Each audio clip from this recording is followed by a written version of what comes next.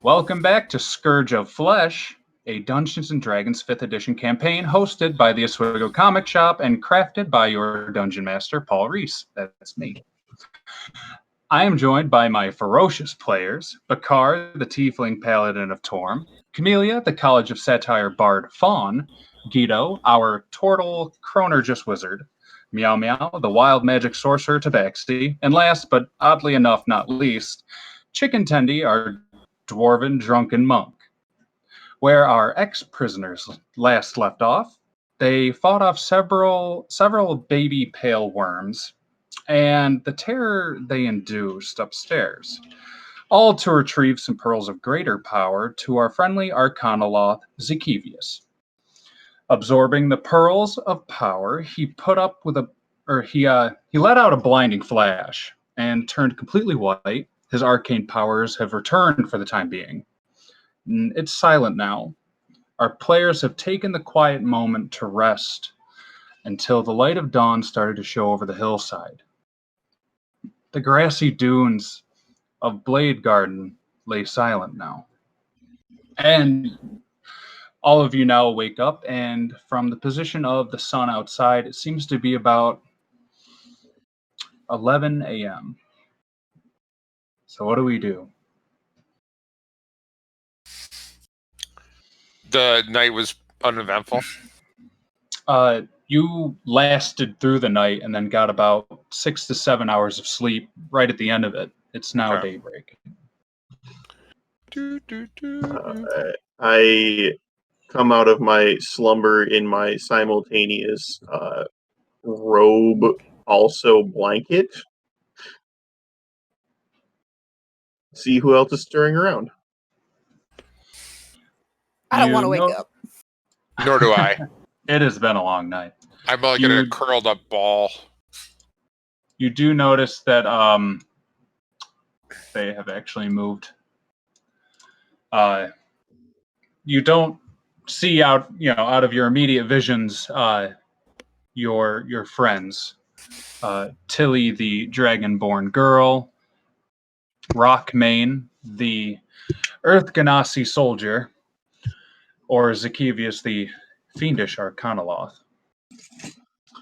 I'm going to just make a lap around, look out some windows, seeing as how I repeatedly saw unmoving undead from what I could tell. You now see more. There's almost a steady crowd from one end of vision to the other, left to right, but they're all standing not as an undead typically does. Their shoulders are broad and straight, facing the building. It's actually kind of hard to tell if they're truly undead from here. Just sort of in a listless gaze at the very least. Right. All staring, all shapes and sizes of person. I actually had a question from our last encounter. Of course. When we were investigating the rooms upstairs, we came across a journal and I think a tiara. Yeah, that's what I was going to bring up as well. I would like to grab a bag so I can give those back to Tilly. Okay. We're sure that it was her. Almost certain it was a dragonborn stuffed animal. Okay. Upon seeing these items, Tilly's eyes start to well up with tears.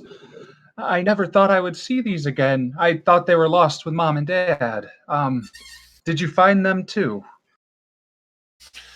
No, not yet. Do you say that slow too? I would love it if that were true. Yeah, it was that slow. No. You see sadness kind of wash over her whole body, and she puts her hands to her sides, and she doesn't even really offer up to grab the items. She just slumps down against the counter again. Do we have them? Did you already? Are they on the counter? They're presented. Okay. I push them a little closer. I may have to comically grab a stool to go do this because I'm so small. But I get up and I push them closer and I say, there's still a chance that we can find them. But if not, these may be the last things you have of them. Don't let them. Keep them close in hand. And you're sure it'll make me feel better? It may not feel that way right now, but it could at some point. Oh, okay. All right. And she reluctantly takes them. And then I give a side eye to Zakivius, and I as I'm doing it, I mentally chant in my head, meow meow meow meow meow meow meow meow meow, and then I walk away. He seems unfazed this time. Well, that's good. Maybe he wasn't listening. I'm gonna finally get up and walk to the bar and find a nice metal object to put Tin Cup on to see if he is hungry. So you prop him up on where again? Probably on the bar or something. If there is a the namesake or something. Okay, so you just put him up on the bar over here. And he's just kind of pitter-pattering around and, licking crumbs off the table. He kind of gives you a tilted glance, curiously. Oh, buddy, is there no good food? Okay, I'm gonna give him a ration. Okay, you hold out a large square of hardtack, and he approaches it slowly. He kind of just slugs his way over, and then his head reels back, and he slams it down, and it shatters the cracker everywhere. Whatever crumbs were left on the table, he's now taking his time and scooping up with his maw. What a And good every boy. now and then, with full cheeks, he'll look at you and just nod. My son. Yes, your son. So, Zacchaeus, any word on how long we're waiting here, surrounded by danger?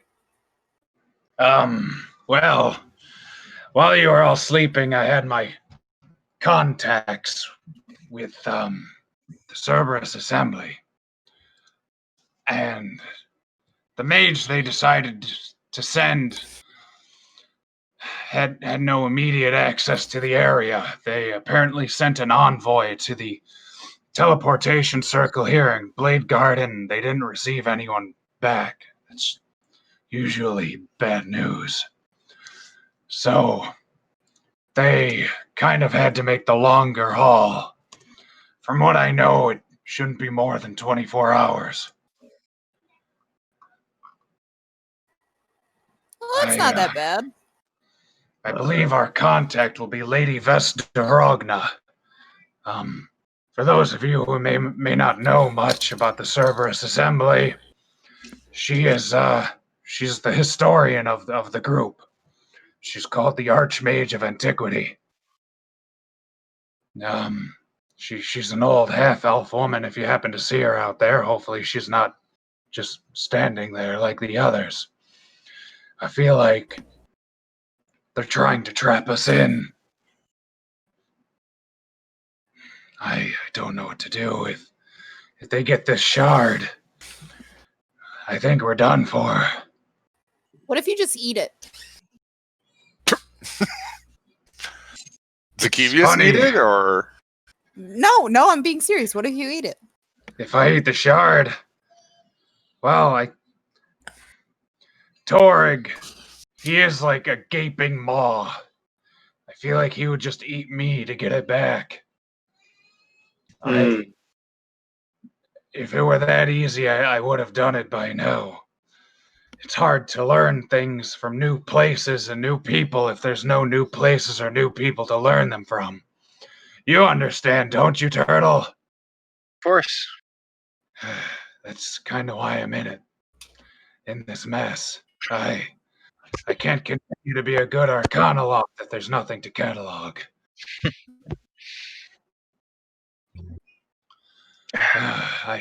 That said, this thing, if they were to get it, I think it'd be game over. Which of us has it right now? I do. I would like it back. For now, at least. What? Well, I kind of have an ace in the hole ever since I have my powers back, and if it's only going to be 24 hours, I know I won't be powerless by the time she gets here.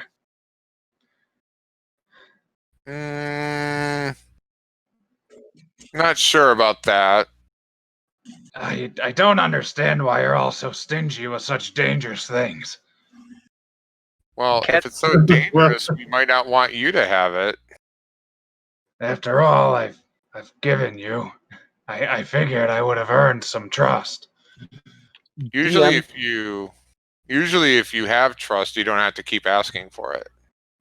I don't know if that's true. And he's like scratching his head, very confused.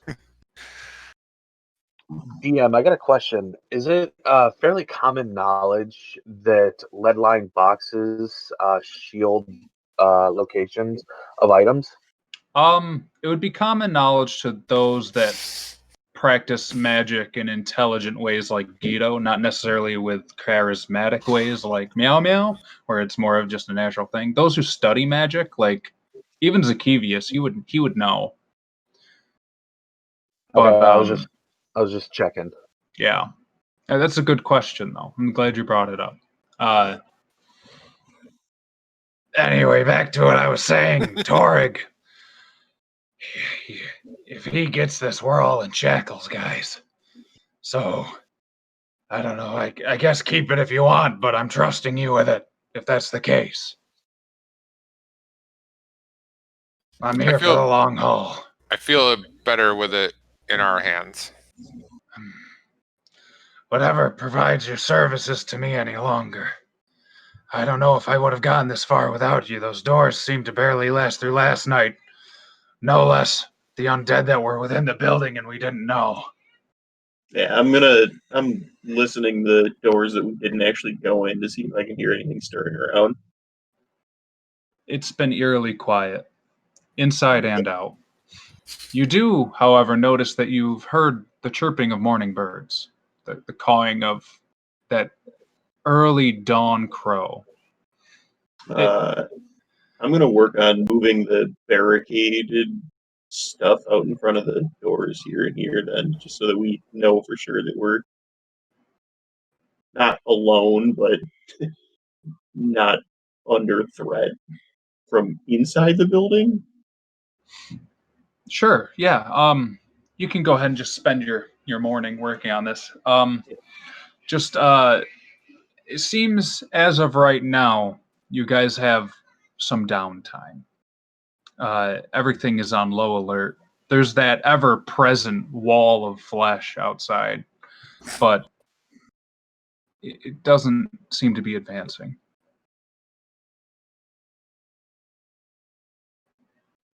Bakar would like to go to the front door barricades and just divine sense, just to see if the four homeboys are there. Now, with Divine Sense, I've done a little research. Divine Sense does not go through solid objects. Ooh, that sucks. I agree, it does suck, and honestly, it nerfs the hell out of it. But here, I'll just copy paste so everyone knows what you can do. That's loud. There we go. Sorry.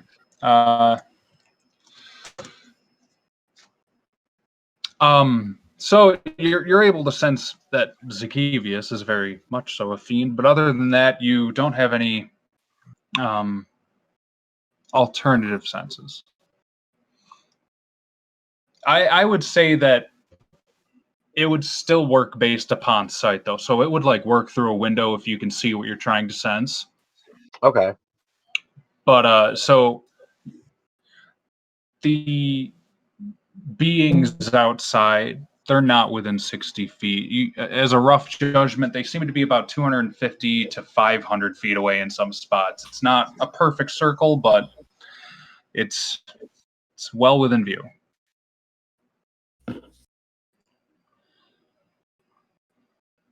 Also, pay no mind to the fact that the bodies outside are no longer skeletons. They're supposed to be skeletons. I'm not making 3 maps. I'm not doing it. I walk over to Guido and I kind of make a motion that I want to try to talk to him in private. I'll follow. So I recommend while we do this, we try to focus on a repetitive noise in our minds while we try to talk. It may be difficult, but let's go with it. I don't know. I don't trust Zacchaeus at all. What's your take on this? I'm not sure how I feel about him, because like on one hand, fiends aren't easily trusted at all, but he has helped us in terms of giving us these items, and he hasn't really lied to us all that much. He's been pretty much an open book. Well, so I my think take. Oh, go ahead. I think there's some trust we can give him, but not enough to. I agree with you on holding on to that crystal. He's not fully trusted, but I believe he has earned some trust. My take on that is that he's trying really hard to earn that trust, and it seems like he's using it as a bargaining chip. Like he keeps bringing it up in a way that he's like, "Oh, I gave you all these things. Don't you trust me now? How about you give me this all-powerful crystal that might Yeah. be responsible for ending reality?"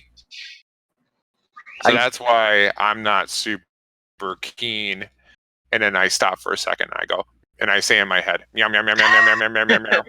And that's why I'm not keen on him even touching it until we're 100% sure that that's the play. But I'm going to look at you, and because I know you have the ability to kind of rewind time a little bit, you might be the only person that might be able to stop it if it goes bad. Yeah, I have some stuff I can play around with if stuff takes a wrong turn. Okay. So I'll hold on to it because it's going to be real hard for him to take it from me, and you might be my backup if it goes bad. Okay. Okay. And we both give each other a nod, and we rejoin the group. I will say as you're No. walking away, Oh, okay. Yeah. I'm sorry about the cucumber. And as you're doing that, like if you could see the hair, the hackles, it just even mentioning it kind of creates like a little quiver. And be like, don't do that again. I won't. So I'm gonna check out what Tendy's doing. So, I need you two to make stealth checks, Guido at disadvantage, since you were trying to hide your speech. You got it. And I'm saying Guido at disadvantage because he did not replicate the meow, meow, meow, meow, meow. Yep. Son of a beasting. I got a 21. Okay. 16. Okay. I'll do with that what I want. Oh, what? Okay. Good. Okay. I do have a pretty good perception and insight, so I would make a case that I might be eyeballing Zacchaeus on my way back, but that's up to you, DM. It's easy to assume he is trying to listen in on people that sneak away to talk. Okay. Other than that, you're unsure because he doesn't really have to look like he's doing it. Yeah. I might have to dial up my psychic warfare. Yes. Psychic warfare. You're Everybody's favorite tactic. yeah, you're in a fight here with the cat equivalent of Charles Xavier. Now, Brian, that Yes. first book you got from Zacchaeus, Yes. his divine necromantic book, Yes. did we ever go into what that is? I cast comprehend language so I could read it, and then you out of game told me there was a couple spells I could take, but in game we have done nothing with it. Okay. That said, hey, Guido. It was Guido, correct? Yes. Why don't you come over here? Okay. And for the following few sentences, he's going to speak to you in Aquan, which is a language you possess, and Yes. no one else possesses. So, about the book that you nicely took off my person. The one that you gave me. Yes. Well, it was nice of you to take it off my person. You see how large that is? Anyway, why don't you put it on the counter? I'm going to teach you a thing or two. Okay, and I'm gonna reach into my book and or my bag and pull out the book and open it up on the table. I want to show you something. And he goes to he opens like the little leather strap that's bound across the mouth of the book. He opens it with a large thud, and he starts flipping through pages. And you notice that as he's touching it, the words seem to almost hover off the page an inch or two in a wave-like pattern. And I need you to roll 1d8.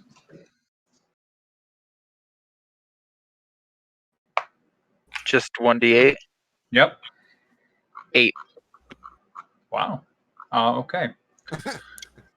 No, Your that's mind's good. filleted. Yeah. And you're a brain devourer now. Yeah. You see now hovering, he waves his hands through the words that are floating in the air. And in Aquin, you start to see the instructions for a spell titled Maze. There's all of these arcane shapes, trigonometries of the weave itself, geometries of almost like the human soul, or even a turtle soul, technically. He is pulling the knowledge from the page physically with his outstretched hands. All right, kid, now you gotta get your other book. I'm gonna show you something really cool. Okay, and I'll pull out my my spell book, but I don't set it down on the table. I'm just holding on to it. He kind of like gives you a cockeyed look, like, "What are you doing?" And then he says, "Whatever. I mean, it'll work anyway." And he stretches his hands out wide, almost as if doing some sort of Dracula impersonation. And with a large four-armed push, he pushes these arcane weavings into your spell book, and you hear a soft tone resonate from your pages. You see, what this book has always been good at is sharing knowledge. Now I know what you're saying. Aren't all books good at sharing knowledge? That's the point of books. And you're correct, kid. But this one, it's strange. It's like, in order to see if something's in the book, you already have to know it's there. You can't gain knowledge from this book that you don't already know, but you can share the knowledge that you know with other people quite easily. For all intents and purposes, from one wizard to another, you can copy any spell from this large tome into any other spell book instantly. I still don't understand fully how it works. I've only understood how to manipulate it a little. Every now and then I'll reach out to higher forms of knowledge, whether they be arcane or divine or devilish or fiendish even, and they'll let me know what's in the book. Sometimes I receive these informations in a dream. It's not often. It's only happened twice now in 1,000 years. But it's never failed. Sometimes I wonder if it's the book speaking to me directly. It's very interesting. That said, I have a feeling you, knowing what strange magics you know, may be able to manipulate this in different ways than I. So, obviously, I'm still trusting you with the book, but I just wanted to let you know what I know. That's what we're all about, is sharing knowledge. Well, thank you. And I'm going to pick up the two books and just start flipping through them. They look extremely different. One book has blank pages here and there. The rest is filled in intelligently, diabolically. Whereas the other page, part of it seems like scribbles, but they're too intricate to not be on purpose. There are things that pull at your brain when you look at the book he has given to you.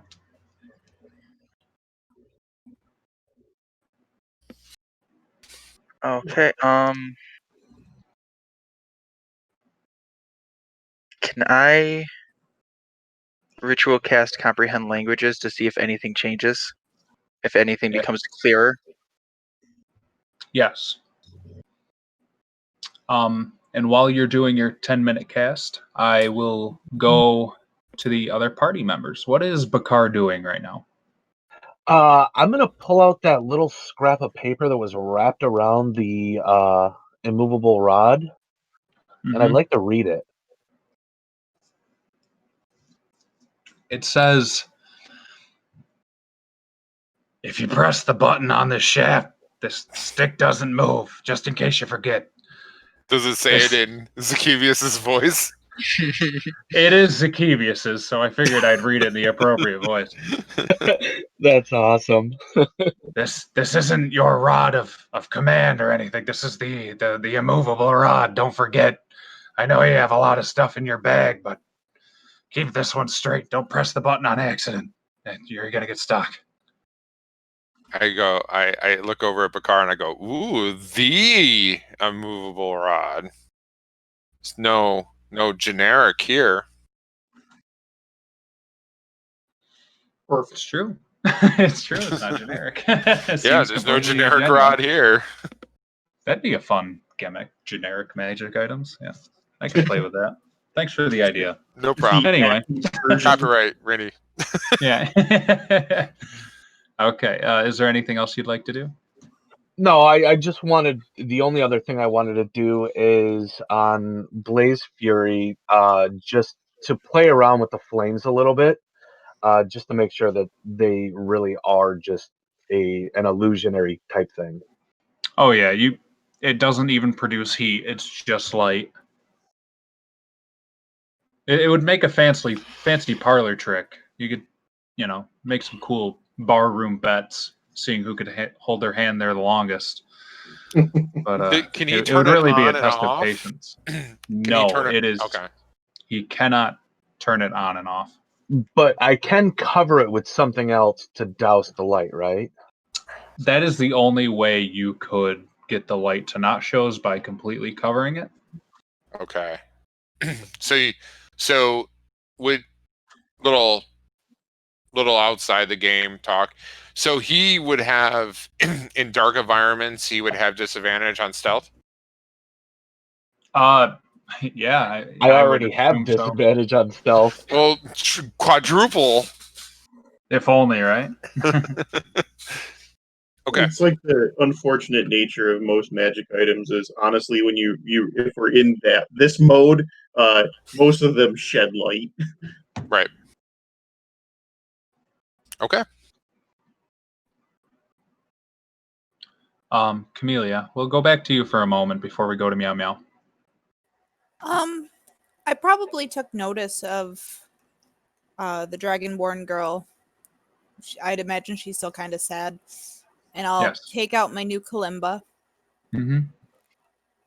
and I'll be like, hey, come over here.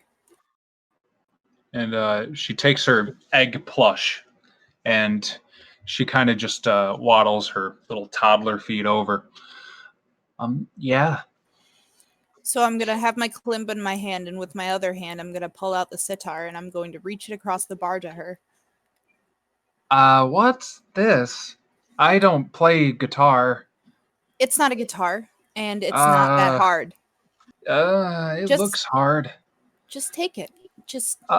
I mean, I'll take it, yeah, but it's really big for me. How do you get your hand all the way up there if you're holding the big part? Don't And worry she about is like outstretched. She trying her best. Don't worry about that right now. And I'm just going to reach over and take her hand and just run it across the strings. And you get that very soft open G note. And she seems pleased with herself. Can I do that? Is that fine? Yeah. Do it. She attempts to twang it, and she strums way too hard and almost snaps a string. And that really harsh metallic twang, not really something you like to hear right now. Okay, just try to go really, really gentle.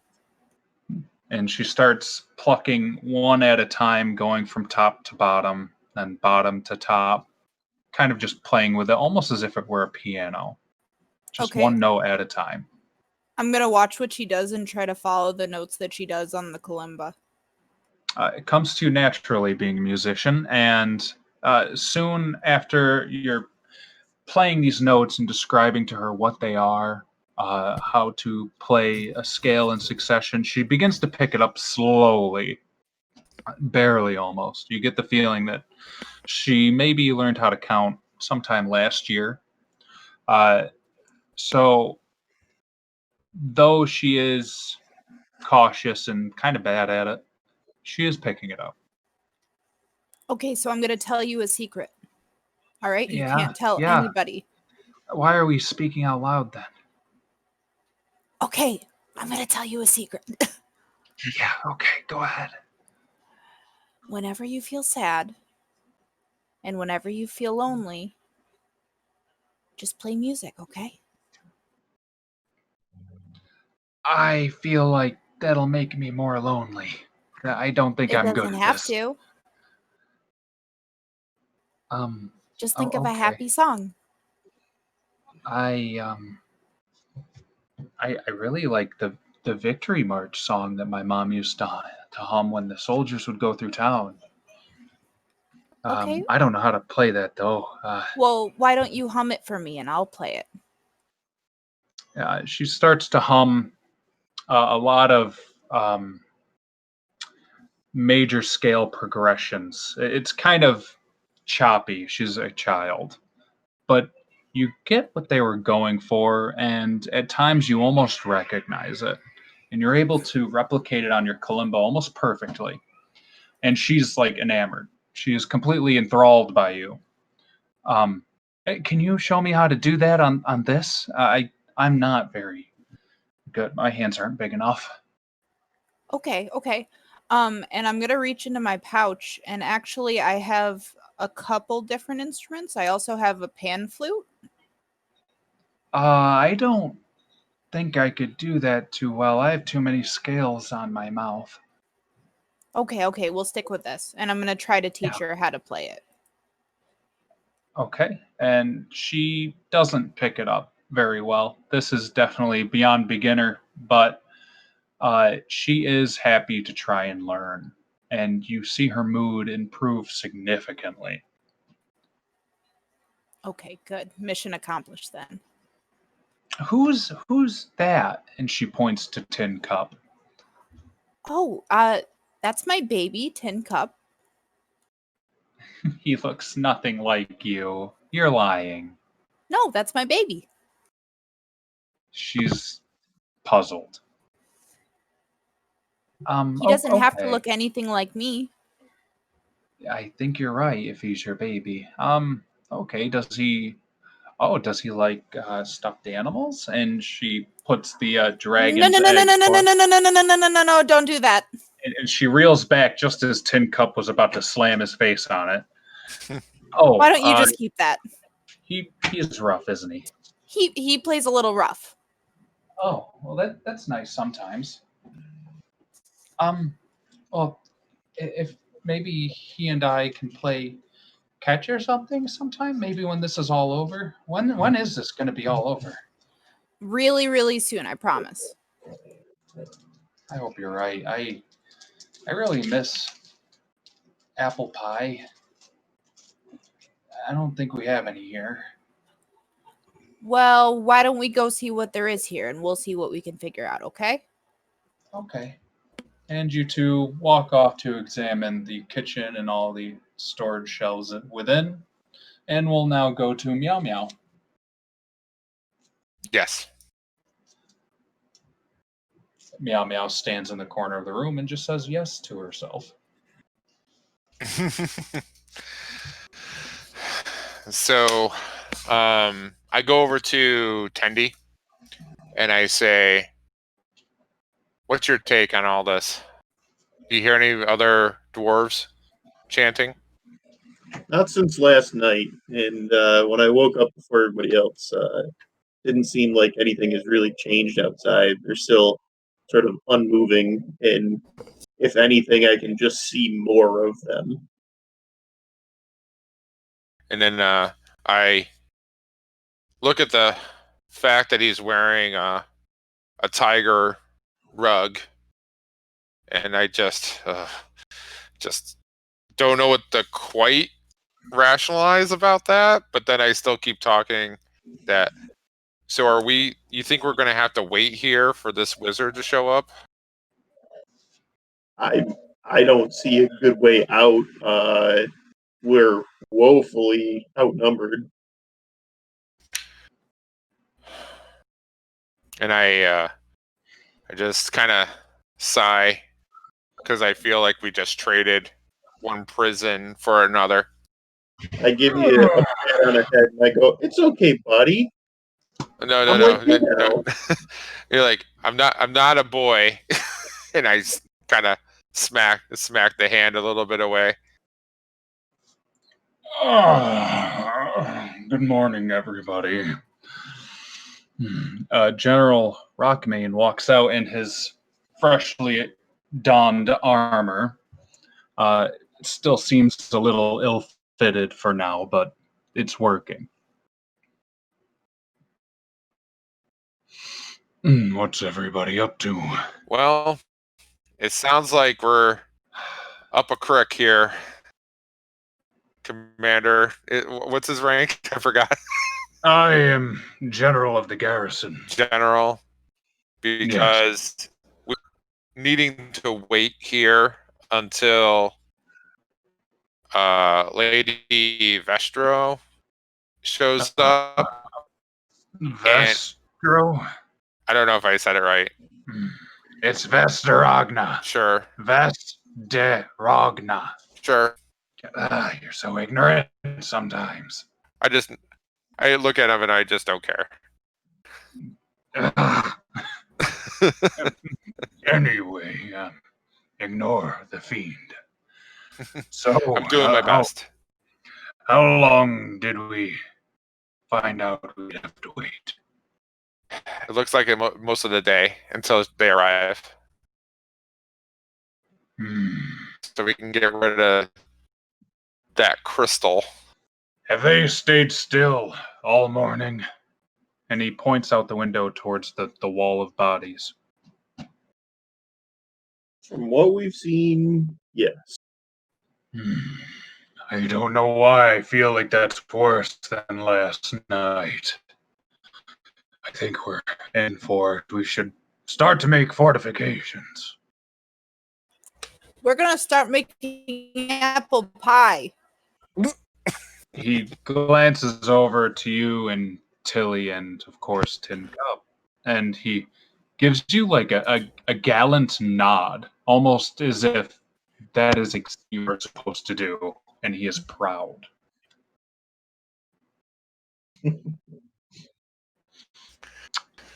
Well, maybe we can take use of some of this Zemnian vodka. And he points to the keg just south of the bar. It's extremely flammable. Do any of you have any like fire spells or whatever Guido you do? perks up and already has a firebolt prepared in his hand.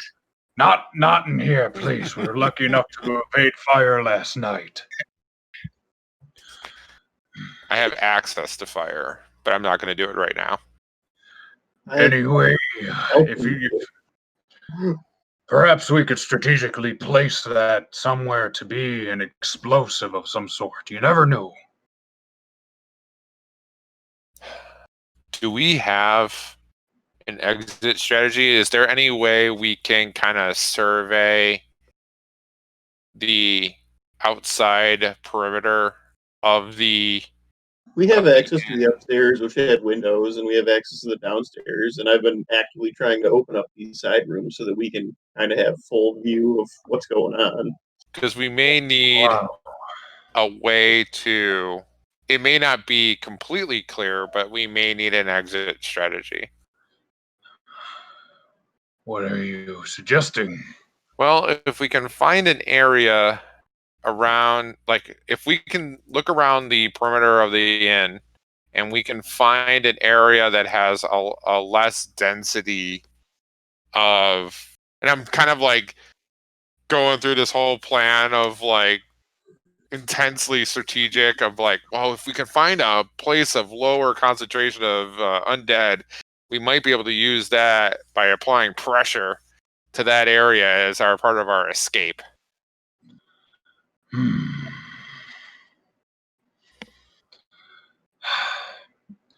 That's on the table. Other than that, though, I don't know what else we could come up with. Unless somebody knows a way to cut through the sewers. Oh, well, we came through the sewers. You did basically just tell us we have a bomb. So Yeah. what if we took the big ass barrel of highly flammable alcohol and brought it into the sewer with those vines?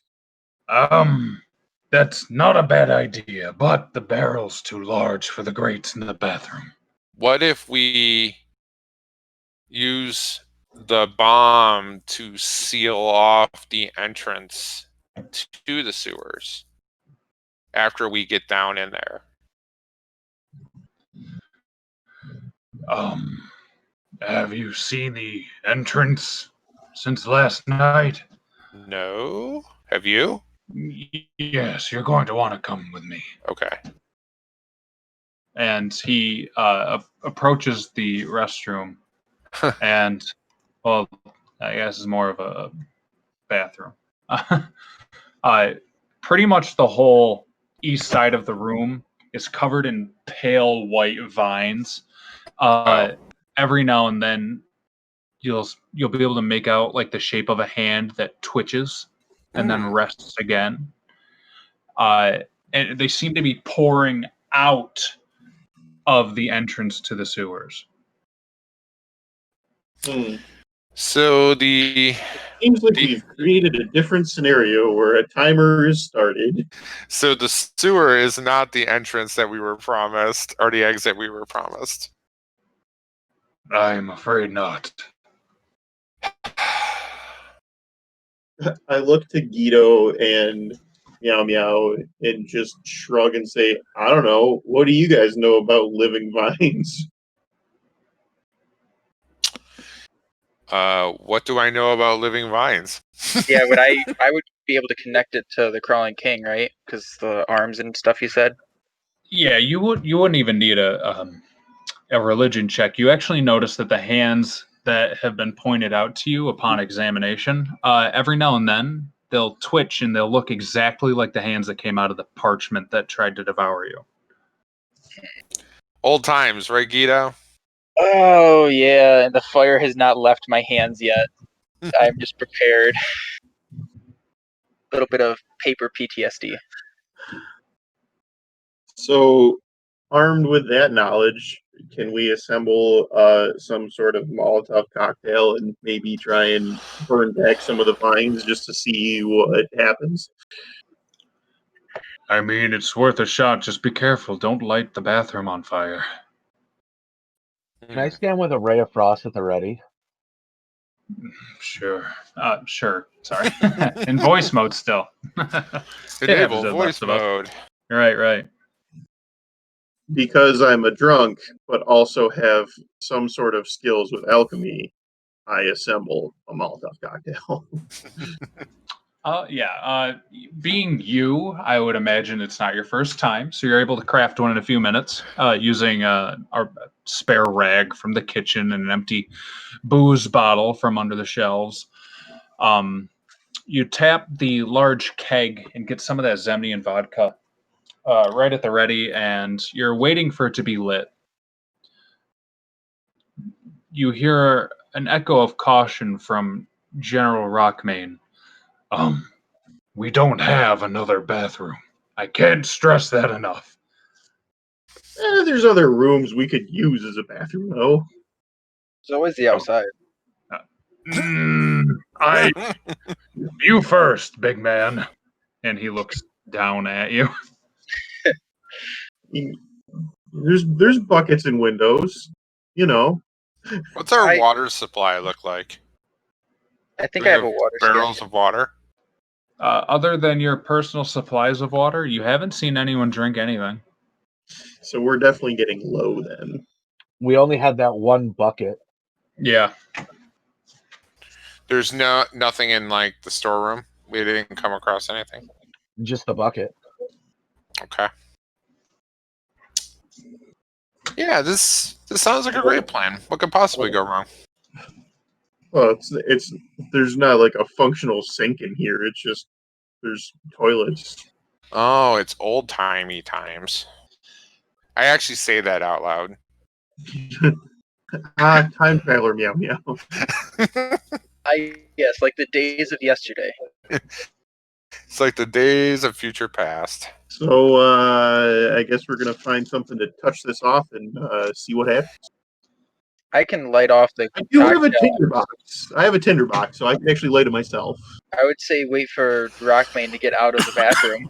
Well, yeah. I mean, I don't necessarily want him to be covered in highly flammable alcohol that is also saddening. Tendy to even spill. Tendy, we'll find more alcohol. I'll drink with you. Small cat says. I drank 2 whiskey with no roll of detriment to my constitution. I mean, I give you a pat on the back and go, okay. I said I'll drink with you. I'm not going to drink you under the table, dwarf. The table is I do where believe start. I do believe dwarves are resistant or immune to poison, and alcohol is one of those. Yep. And also drunken master. So just get to that sweet spot. That much booze. Yeah. Dwarf is also ridiculous. Just needs a little. He needs to be. It's like the Futurama robot problem. Yeah. It's like Tendy, you're okay. blind, stinking sober. So we tell Rockney, clear out of there, and we'll light this off. See what happens. Worst case scenario, we light the entire bathroom on fire. Okay, so you light it and you throw it. Hard enough for it to break. I mean, it's old glass, so I gotta toss it kind of hard. Okay, and you can do so. I want you to roll 1d4.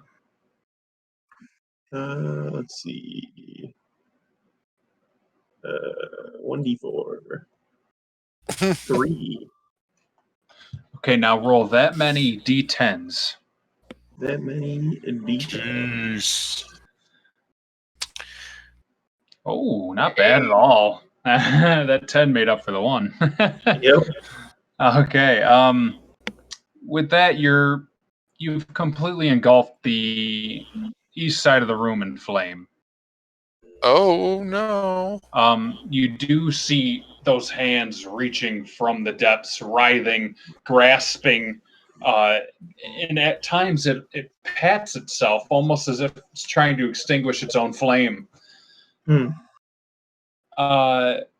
It chars in places, but it doesn't seem to be dying.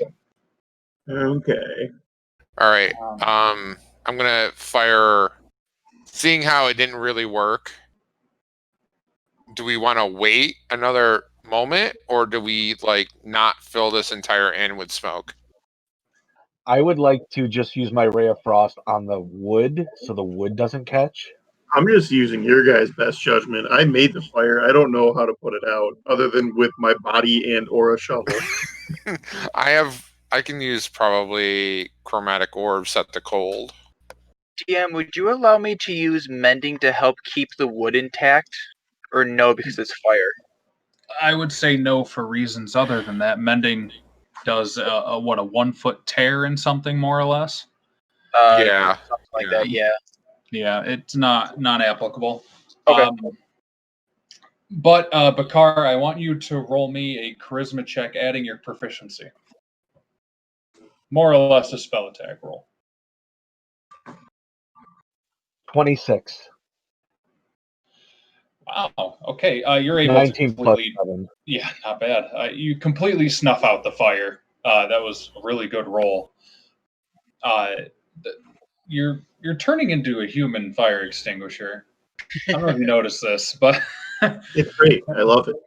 yeah, I'm gonna turn that axe into a fire axe. Uh-oh. Look what I did. Anyway, so the bathroom is now a bit blackened and charred, and it smells terribly, like smoke and burnt flesh, but those limbs are still there. So we can't exit through the gift shop. Uh, look to Rockmane for advice where he thinks the most strategic place to put that, but 10 times that amount, or if we could be making several of these. What if we could find a way to lure something to it? Maybe. What if Hear me out. How about we unbarricade the front door as soon as things look like they're about to kick off? Place the keg just beyond the front door on the inside, just enough so that you could open said door. And then when the time is right, we ignite it. I mean, that seems like a good plan. Really, just get a fiery start to things. You know, back in my days of the Jorhasian Scourge, I was able to convince some of the hedge mages to do sort of the same thing with a delayed blast fireball. Or whatever they called it. I could care less, truly. All I know is that a whole lot of dark elves died that day, and it was all because of that idea I had. Maybe the same could be said for all of these slack-jawed mummies or whatever they are. Definitely those. They were all wearing bandages. I saw them. Well, they will be after we're done with them, right? And he flexes a bicep. No, just me? Okay. Just you. I give you a pat on the back. Thank Good you. try. Anything Good helps nowadays. Zakivius, how long till Dorogna's here? I can try another sending, but I'm gonna have to get it from the book Guido has. I'll walk over so that he can send the message. Okay, he takes your large book, the one that has untold knowledges in it, and he flips to a page that he seems to be familiar with.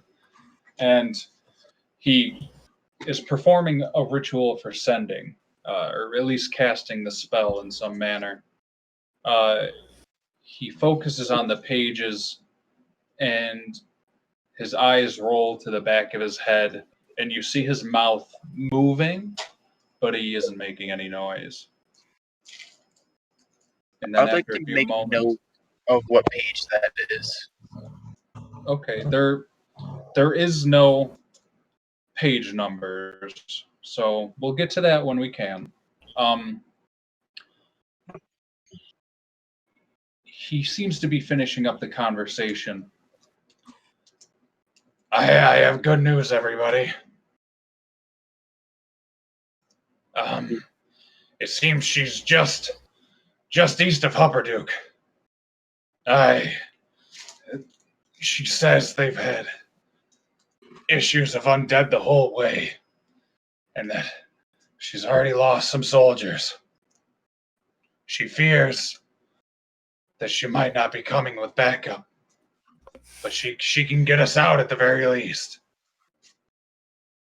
Well, that's good She and says- bad news. It certainly doesn't leave us much chance for escape. That's for sure. She says we have 9 hours. DM, refresher, how tall is the ceiling or how high is the ceiling? 15 to 20 feet. 20 feet in the center where the chandelier is.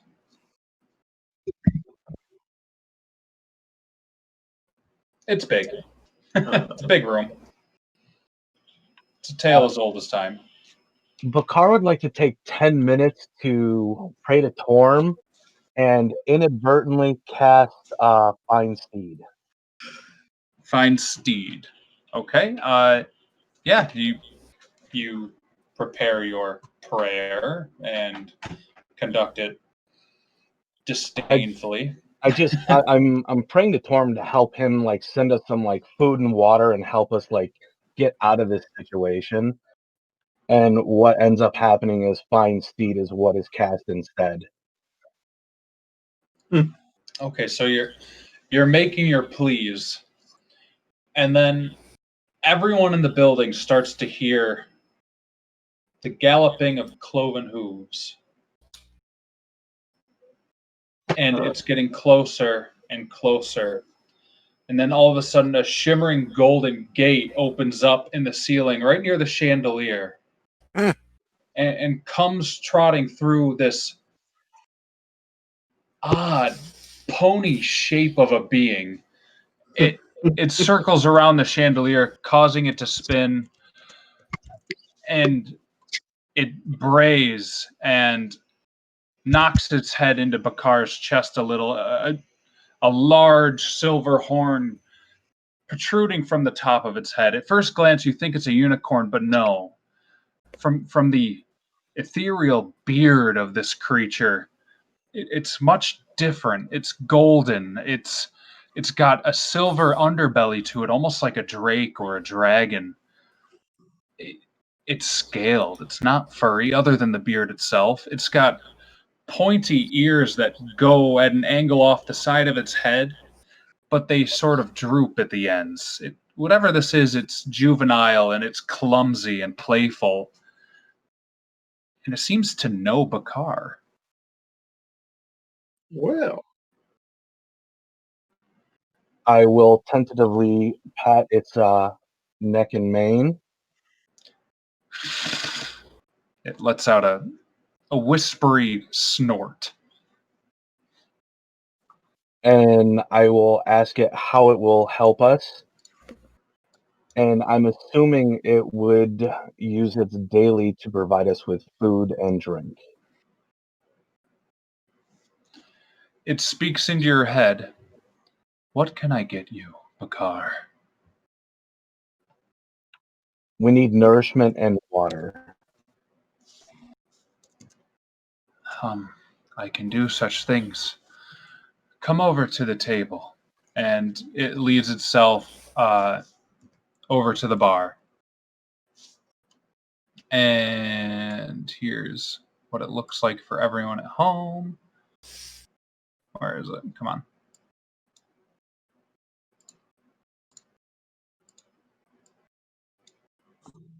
Oh, okay. Now we get two. All right. It is not that large, however. It seems to be in its juvenile form. It leads over to the bar, and it starts to cast a spell, weaving its horn through the air in a cyclical pattern. And gold flakes come from its scales and from the horn and just bathe the bar in radiance. And then all of a sudden, there's just a bountiful feast all over the table. There's ales, fruits, vegetables, soups, meats, cakes, candies, everything, just a little bit of everything. And then once again, it releases a snort. Is that all you require of me, Bakar? Thank you very much. And it just lays down on the floor next to the bar. What the hell was that? It looks to be You a Kieran Pole. You can summon that? Torm sent it. What? And in your head again, it speaks through your meow, meow, meow, meow, meow. And it says, I am an emissary of Torm. I am a Kirin, young but proud. Can you help at all with our zombie problem? I believe I presented you with a fancy feast. A fancy feast! And I run over to the bar.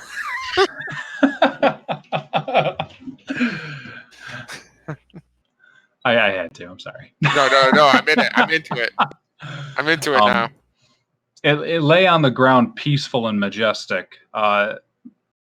Its beard and mane flow as if it is underwater or stuck in an area of no to little gravity. It's almost like a cloud given life. What could we... And I look over at Bakar and I'll be like, as I'm kind of looking for something to eat that is like fish based or something like that. And I look over at Bakar and be like, what else could this have done other than providing the fanciest of feasts? Being that it's so young, I don't think much. Can we ride it? Can someone ride it? Oh yes, it's a mount for sure. So like if we just had to get, like, is there a range? Will it dissipate if it goes too far from you? No, telepathically, it's a mile away. Okay, because in a pinch, we could give you the crystal, and you could just hoof it and get it Very far true. away from this place. That crystal is super scary. No kidding. But we're not really in a great spot right now, and if it gets scarier here, it might be worth it to try to move the crystal far, far away. Might be a backup plan, is all I'm saying.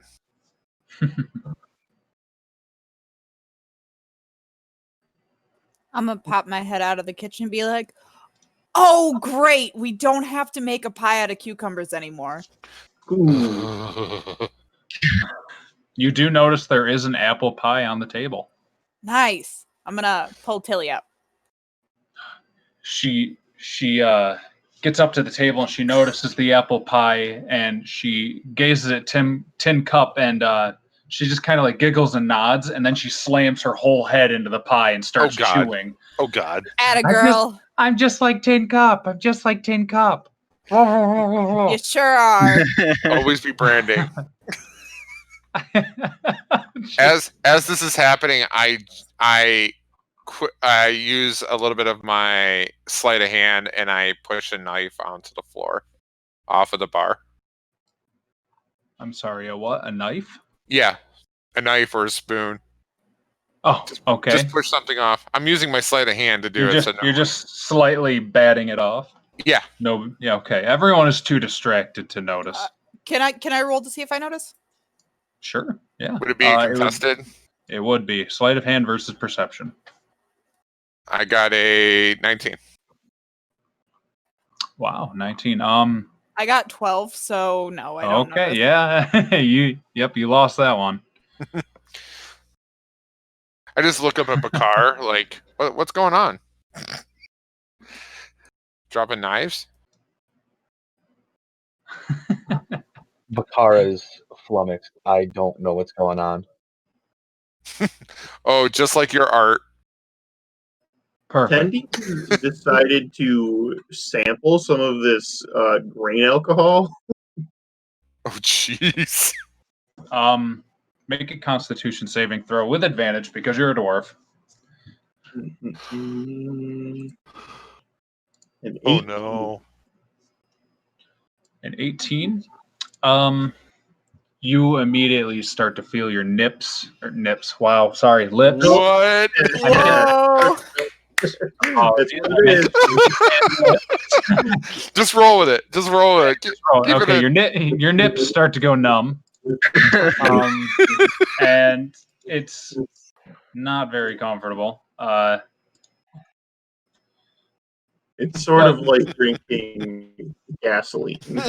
It tastes terrible, but it reminds you of your first time having alcohol with your your local men of the bar, wherever they may have been at the time. It's almost nostalgic how much you hate it. Mm-hmm. The weird old dwarven cask sitting in the corner of the inn. Whatever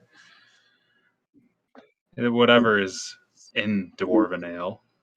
Rock juice. Yep. What's not in dwarven ale? Just ground up rocks. most would imagine wheat isn't in dwarven ale. Yeah. There's no fields underground. I'm just saying. So I tell everybody else that they should definitely try this just once. We used that to strip the varnish off of tables. I'll try some. It's a wild ride, guys. We use that to burn warts off of pigs. Terrible. Okay. Chicken Tendy, you're the only one I didn't get to. I think there Guido anything wanted special the you wanted to do? alcohol. I think Guido wanted to take a hit. He did. Okay, if you take a hit, you go ahead and roll a Constitution saving throw. 14.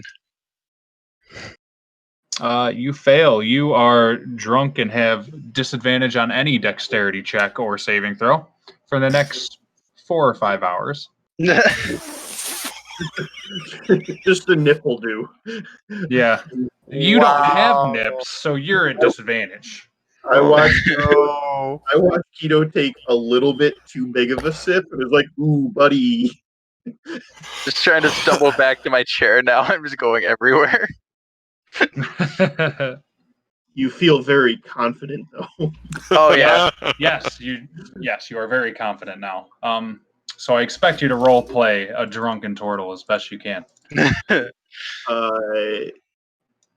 I have spent most of my morning moving around all those tables and all that, but also like flapping around this tiger cloak, trying to see if I'm nimbly bimbly or if it's just some sort of fun thing to wear.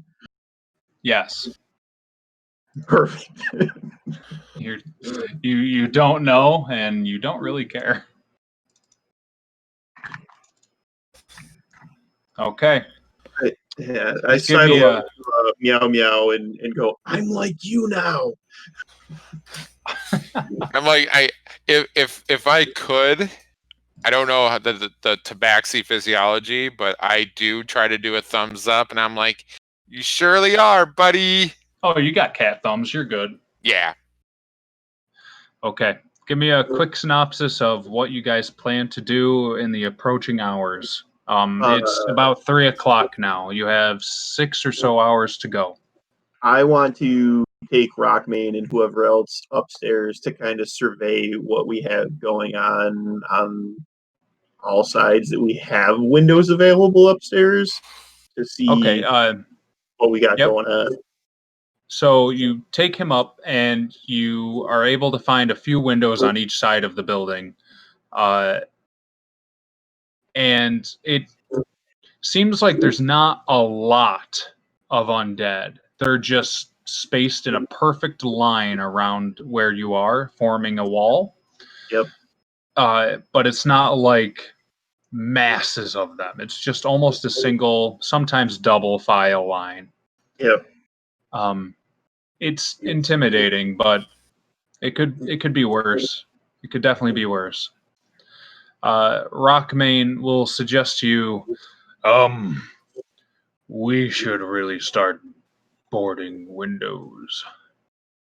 Would it be worth boarding any second floor windows, do you think, or should we just like? I don't think these things are going to be able to scale the walls. Come on, short stack. They don't have wings. I'm talking about the first floor. Yeah. I mean, I did have some of that weird gasoline you told us to burn all the dead stuff with, so I'm not really 100% right now. That makes complete sense. I was once in your shoes not some 7 days ago. Oh boy. Yes, there's a reason I was here and not at the garrison. Hangovers last long in this tavern. I'm sure they do. They do. Well, Anyway, I bet we could salvage some nails from these beds if you'd give me a hand. yeah, I'll help them get as much boarding and nails, whatever we can scrounge up from upstairs to Okay. secure the downstairs.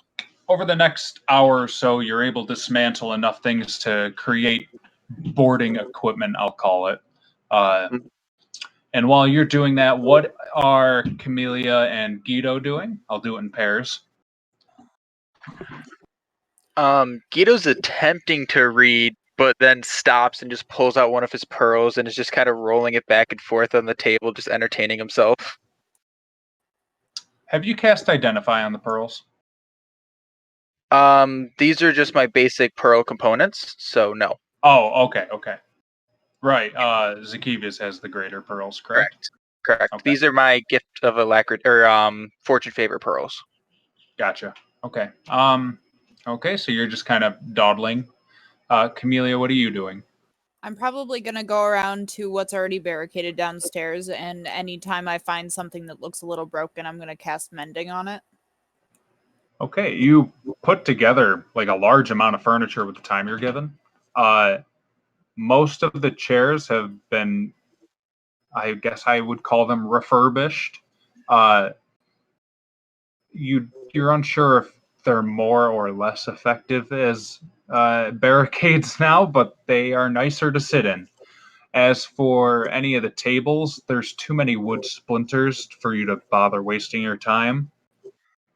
Only being able to do one crack at a time for mending. So those are still kind of lying in whatever pieces they're in. You notice that the eastern bedrooms of the first floor, they still have smashed in windows that are just taking in breeze right now. Okay, I want to try and focus on fixing those and maybe covering them then. Okay. There's no glass to mend, but you can cover them with the mattress and bed frames that are in the rooms. You're kind of short on the stature side, or at least thin. Um, you can make an athletics check with disadvantage, or you can grab somebody to help you. Hey Guido, Yeah. get your butt in here. Where are you? Just follow my voice. Okay, and he gets up and kind of stumbles towards her voice. Help me out a little bit, okay, man? Okay, what are we doing? So things can't get in through the windows? That Guido is being drunk. Okay, and he tries to help how he thinks he can. Perfect. This is not going to lead to our downfall. So am I at still all. rolling with disadvantage now? Yes. Okay. But you both can roll with disadvantage if you'd like. All right. Oh god. I mean, one of you. That almost evens out. What's the roll again? I'm sorry. It'd be athletics. Oh, I have a +0 to this. It'll be fun.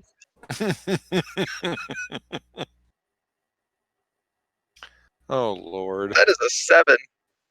I got Okay. 13. 15. Okay, so you notice Camellia is using her brain, and she is not trying to heft things over her head to move them. She's tilting them at an angle, leaving a surface of contact with the furniture, and she's able to get one of the beds positioned, I'll say, adequately for her capabilities. It is definitely blocking sight at the very least where it is. Secure is another concept unknown to the two of you right now. I also had one more question while we're all hanging out here. Sure. So there's the two bodies, and they had mentioned when we got here that people had tried to get out and escape. I'm assuming that's them, right? So the two bodies, I have to go into my first page of notes real quick to get the names. Sorry. No, you're fine. I technically should have it pulled up, so my bad.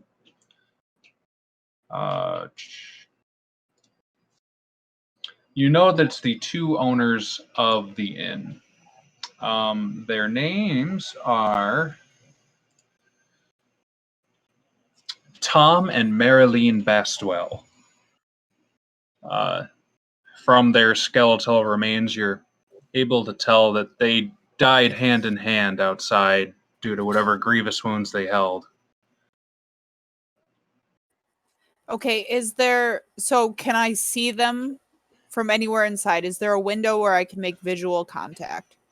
Any of the front two windows here, you can make contact. At All least, right. yeah. I'm going to cast Speak with Dead. Okay. Let me just get my details here. It is a 3rd level spell, correct? Yes, it is. All right, 3rd level necromancy.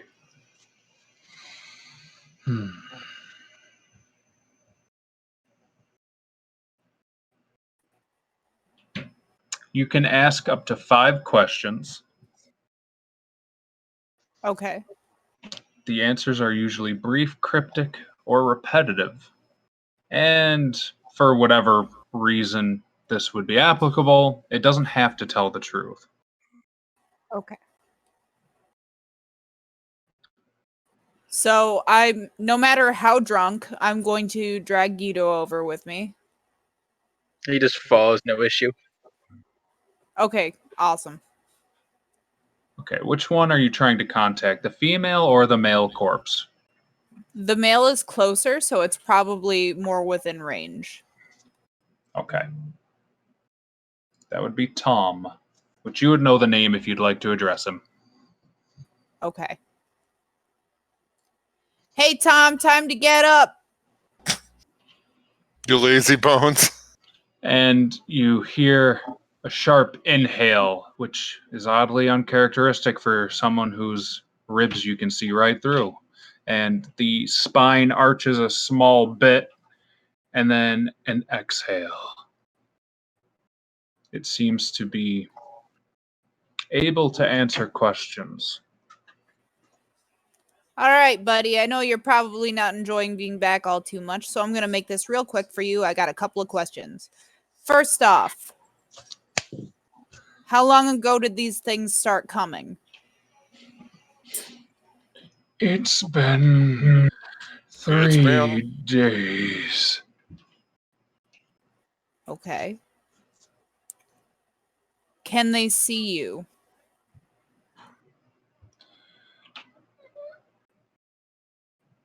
When they are here.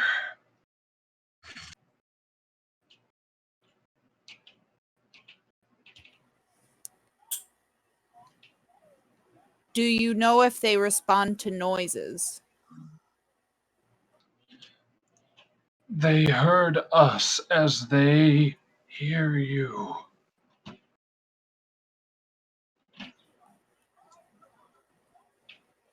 Is there another way out?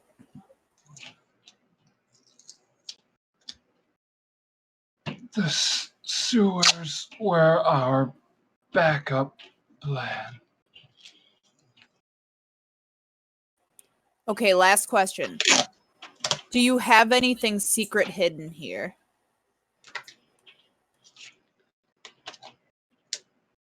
My grandfather's bow hangs in the moose's antlers. Okay, thanks, Tommy boy. And I'm gonna take off towards the moose's antlers. Wow. Cold blooded. Hey, Where's he's the dead. loot, dead guy? Drunkenly gonna follow. You want a boost? And Guido just kind of like kneels so you can like climb up on a shell. You Oh make my a good God. step stool, at least. It's true. What you see now adorning the antlers of the moose indoors, you hadn't considered to be a weapon. You see that these moose antlers actually have a string between the tip of the antlers themselves. Ooh.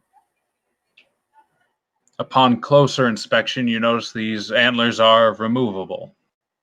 I'm gonna take them. It's heavy. Its bone weighs in your hand so heavily compared to most other instruments of ranged attack. It stands about 7 foot tall from tip to tip. And the string you see is braided 3 different ways of cord in 3 different colors: blue, white, and black, all twined in a spiral. The knock on the arrow is large, or not the arrow, sorry, the string is large. It seems to have room to rest a large projectile. Can I? So I see that there's like an archery target over towards the more northern wall on the map. Mm-hmm. Is there any way I could try to find something that would work with it? So you go over and you see these like field-tipped training arrows. You can tell that this was more or less a bar game. These arrows are normal size. They're about, I would say, 33 to 37 inches in length. But this just is able to put the arrow on the rest. You can tell that whatever this bow has been used with is much larger. Okay. Um, I'm going to spend the rest of my time then looking for anything in the bar that might work. Okay. You find 4 or 5 stools. I'm just kidding. I'm just kidding. You don't find anything in the bar that would be large enough. But you know you're looking for something that is at least 2 feet long, and that's quite large as a projectile. Maybe some sort of javelin even would be used. Okay. Regardless, I'm keeping it. Okay. I'll have that made up for you soon.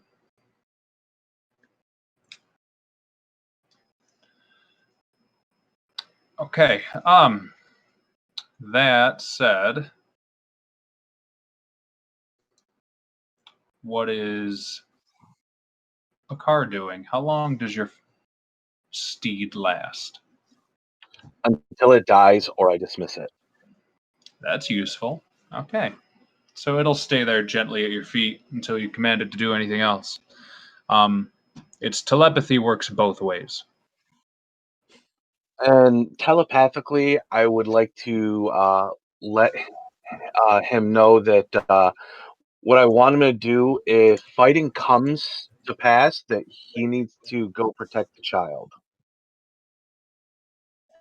Understood, Bakar. And if I fall, take the child to safety. Understood, Bakar.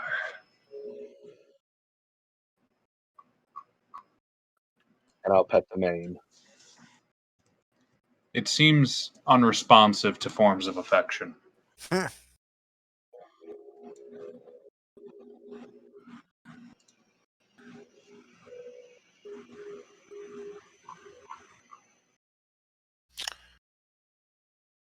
Can I try and look for like things to secure in that little kitchen area, like the windows and whatnot? I'm sorry, what was that? I'd also like to go secure like the windows and stuff in the kitchen area. Okay. There's enough tables and shelves in there to just upturn them and block off view at the very least. As of right now, Chicken Tendy and Rockmane are still upstairs hammering nails.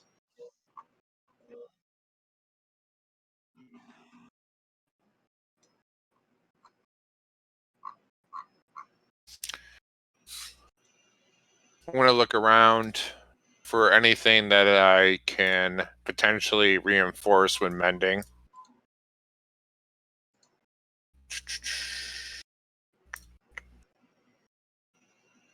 Okay, you're able to help put together some of the furniture and minor breaks on table legs as well. You don't get much further than Camellia, though. Yeah, is there any are hinges on doors looking like they're weakened?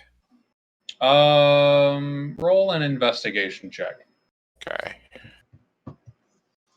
Investigation. I got a investigation. Where are you?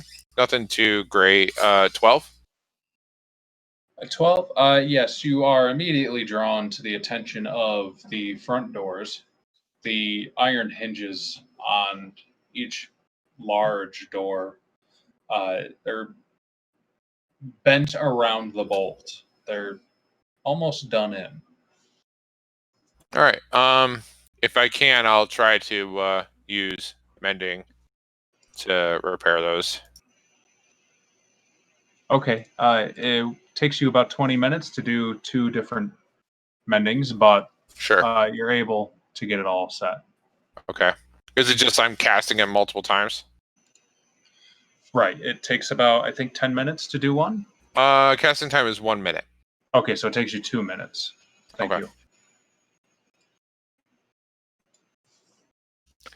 Yeah, I'll try to reinforce those hinges the best I can. Okay. And it seems they are repaired to their original pristine condition. Hmm. Is Tin Cup still on the bar? Yeah, unless Camellia's brought him along. No, I was letting him eat as much as he wanted from the feast. Oh no. I'm a good mom. The food's gone. He just smashed it all in. I know, yeah. I just mixed it all together.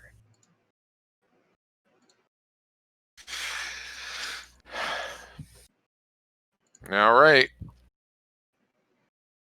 There's like an uneasiness as we're all trying to go through these tasks, Mhm. knowing that the clock's ticking.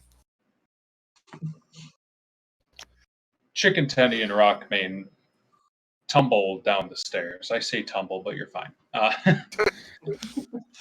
Ride all of our broken lumber like a surfboard. Gotcha. Thanks for your help up there, young monk. Where do you hail from, anyway? Oh. A long forgotten hill in a land far away. Me too. It's funny. Maybe in a past life we've known each other. Careful, Tendy. Don't give too much of your backstory. That's how you die in movies. That would require a backstory. Well, anyway, I'm glad to have met you, and all of you, now that you're all within view. He waves his arm. I feel like we're gonna be fine. We're gonna Oh, get no. these Oh no. we're gonna get these bottom areas patched up, and we'll brace for nightfall. We're almost out of this. And he walks over to the bar and he grabs a fistful of food and he just shoves it right in his face, just chomping as if he'd never eaten before. Perfect. How many days do you have until retirement? Incidentally, that's today. I plan to never retire. Oh, that's good. That's good. Yes, only death in battle is how I plan to quit. Oh no, not that's even worse somehow. What's your zombie plan? I think this is as far as I've gotten when it comes to a zombie plan. If I had better decisions to make, I would have gone up to the fort where you are all stationed and up to one of the towers.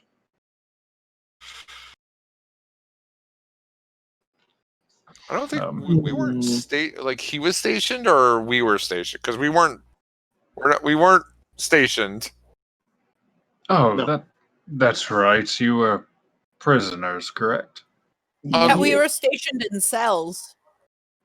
I highly protest the fact that I was arrested. Oh yeah, I was wrongfully in prison too. Oh, I definitely wasn't. I was very drunk. Well, Being- at least one of you is honest. Tendy, it's not a crime to drink. It is I when say- you pee all over someone else's stuff. I say it's medicinal at this point for you. I mean, peeing on other people's stuff probably is medicinal when I'm that drunk, but you know. You were attempting to anoint their Yes. boots Very much so. with anointed salts and waters. You're all very strange. You're very strange. You don't know the half of it. No, Didn't you say you have IBS? What was that? Never mind. That What? joke failed. I didn't even hear it though. It kind of broke up. Probably for the best. Okay. Continue.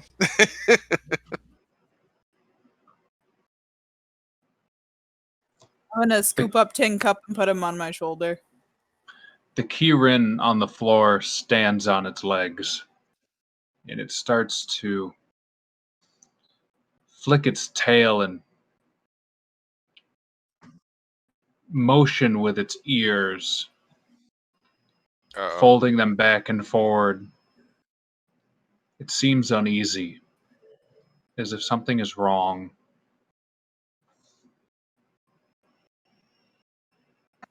I'm gonna go to the front window and divine sense while looking out the window.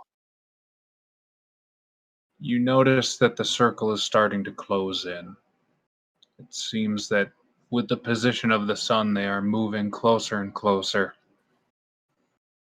So I tell everybody that we need to get that barrel probably in front of the door, get it ready. I'm telling you, it's a good plan. I like it. I'm in support of it.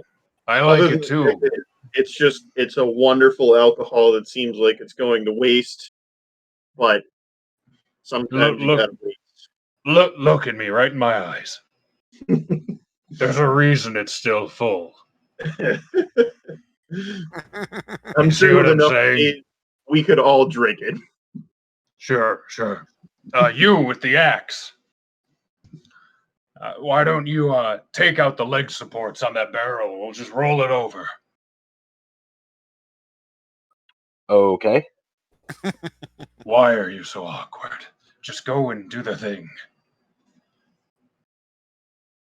Chop, chop, chop. Why are you awkward, Dad? Bakar brings both arms back with a great swing and just goes chop, chop, chop, and just snaps the leg in one violent swing. Chop, chop, chop.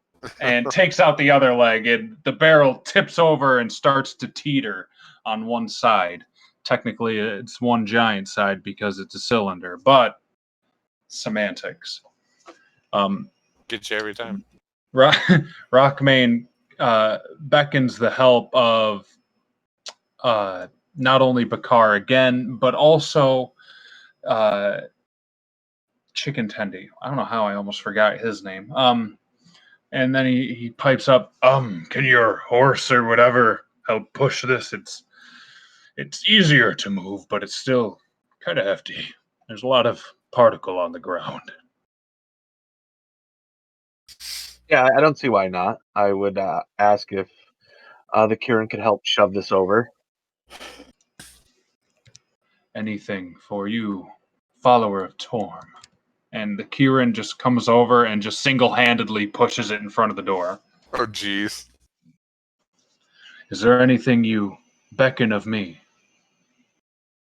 Can I comb your hair?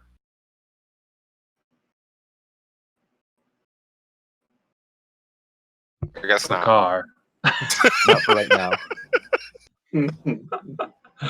I guess not. It seems to pay no heed to you. How dare you? I know, personable. I know, yeah. Why? I look over. I'm standing next to Guido, but like not near the fire hose of his mouth. But and I ask him, I'm like, "How you feeling, buddy?" I feel with my hands. How do you feel? Okay. How many hours has it been?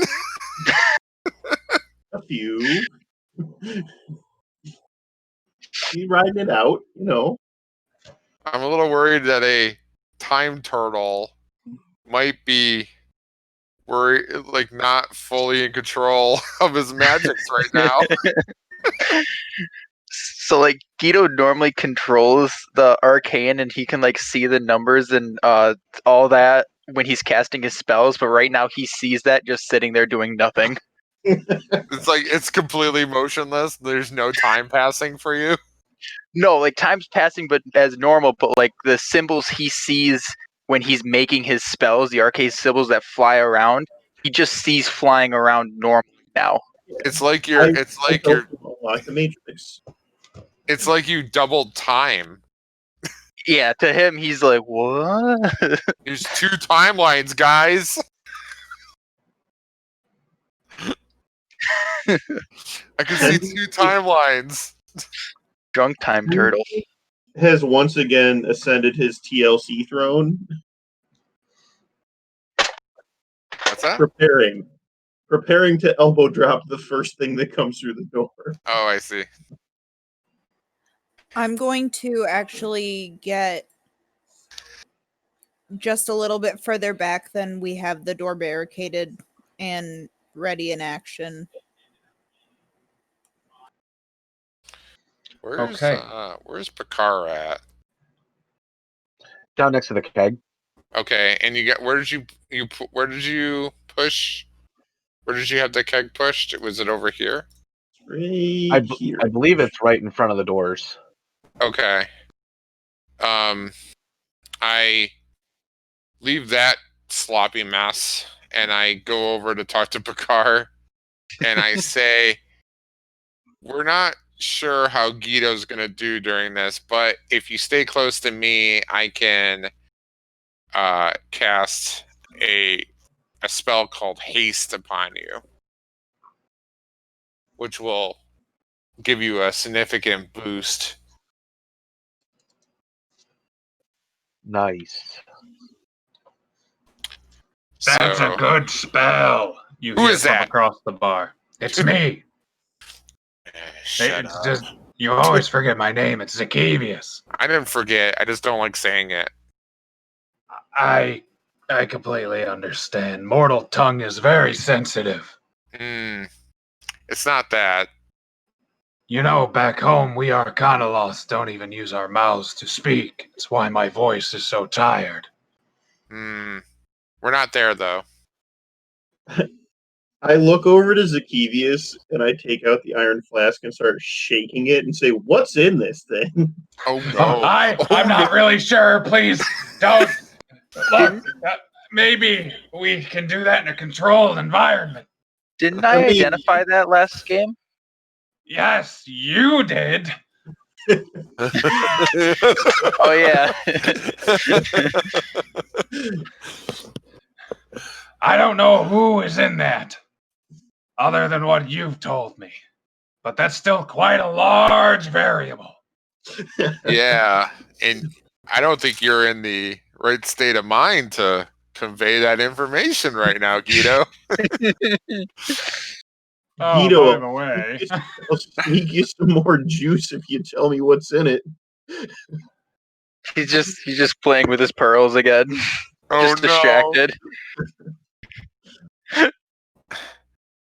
Don't Another drink Another hour passes. What's everyone doing?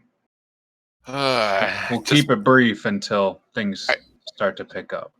Basically just pacing around the room, trying to use my feline senses to pick up on anything.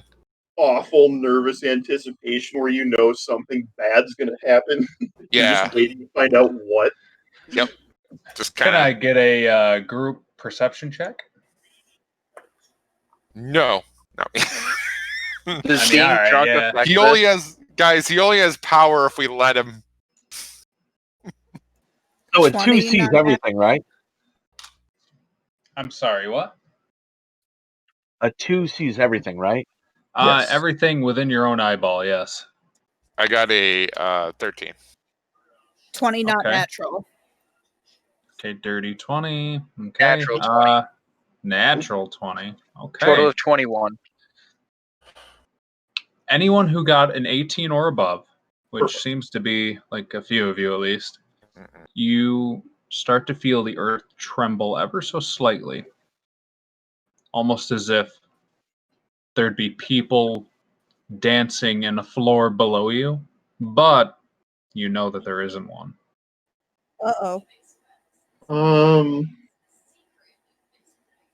I'm going to prepare one more Molotov cocktail. Are you lighting it? No, I'm just gonna Okay. prepare it so that it's Loosely prepared. Okay. It's certainly not an alchemist fire, but I have proficiency with like an alchemy kit. Although I don't have an alchemy kit with me, I'm gonna fashion one. Well, I mean, I would imagine the quote unquote alchemy kit here is the bottle and Yeah, rag. yeah. So, yeah, I got you. Okay. Yeah. And just like before, if you use another one of these, you do 1d4, and that's how many d10s you roll for fire damage. Yep. Quite potent. With that said, another hour passes, even though you're keeping watch. It doesn't seem like the beings outside are moving. And now their faces are starting to become more and more within view. And just make another perception check for me. Tell me how much I can tell you. The whole party. The whole party. 16. I'm looking for a 16. I got a 21. Nice, nice. 3. Just go home. Just go home. Both Yeah, of you. you Just drunk just turtle. yeah, just close your eyes and hide behind the bar. Those of you who rolled a 16 or greater notice that these beings don't look undead. They look like they have color to them. They look like people. But you don't see a movement in their chest, and you don't see eyes in their sockets. Oh no. Unpleasant. Whatever these things are, you think it's interesting how they're all chained together at the wrist with shackles. Oh. Every now and then you hear the rattle of metal in the wind. Who has the Blightstone? I do. Yeah. Have you noticed any changes in the last while? I don't know, Dungeon Master, do I? Nope, there hasn't been anything yet. Okay. I like that yet. And Zakidia said that it would be basically, the bulk of a day, more or less, for our archmage, to show up. It is just after dinner time, about 7 o'clock. You have about 2 hours ago till the predicted arrival. Well, I'm going to have one last meal. I'm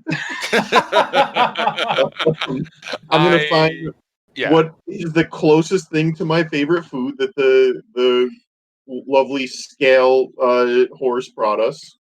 There's a beautifully braised beef leg. Magical. It is just sopping wet in its own juices. It's everything you could want from grilled meat.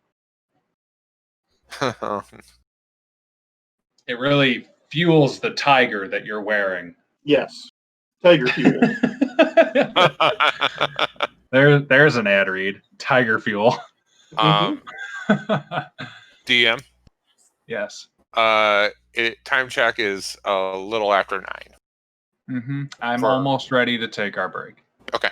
Thank you for the reminder. I did need it. What you're saying is that I've got tiger blood, bro. It's all over you. Or at least it would have been if this were fresh. Living my greatest Charlie Sheen in his insanity moment. I don't even know if that's his greatest insanity at this point. One would say you have the eye of the tiger. You're not wrong. Okay, I'll be crafting something based on that. Thank you, Brian. You're welcome. Yes, go ahead, Camellia. I'm gonna move from the front door to the bathroom door and hold my action. Okay, is Tin Cup with you, or is he on the bar? I probably would have put him back on the bar because I got bad vibes. Okay. Okay, so he's sitting right on the edge of the middle of the bar. Probably closer to Tilly, but not enough that he would try to like eat her stuffed animals. Big Stitch vibes. I mean, you got to be cautious about those things. Yep. Newborns, puppies are the same way. Yeah. Another hour passes. Let's make a perception check. 19. 18. Mm, 2. During that Ooh. time, 20. What was that, Bakar? I got a 2 because I wasn't focusing because I wanted to make a vial of holy water. Okay, yeah, you have time to do that, no problem. So it's been multiple hours. Has the Guido.exe rebooted? Guido's just starting to feel on his feet again. He did spend some time in his shell trying to not throw up, though. Yeah. The ground quakes. You almost feel an inhale swell beneath the building. You rise a few inches, and then there's a deep exhale. And you can see out the open windows, whatever cracks aren't barricaded. You see the bodies rise with this exhaling building. You're moving. You feel something's presence beneath you. It quakes and trembles. And then you hear the humming start, the chanting, the low moan of the people encircling you. Oh no. Their jaws hang open, agape, just letting out a drone.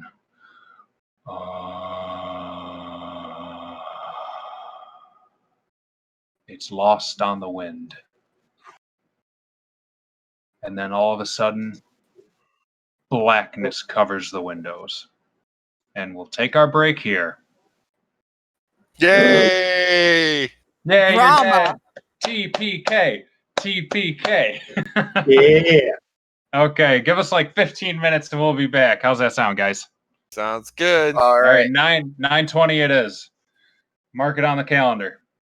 That's how it works. Mm-hmm.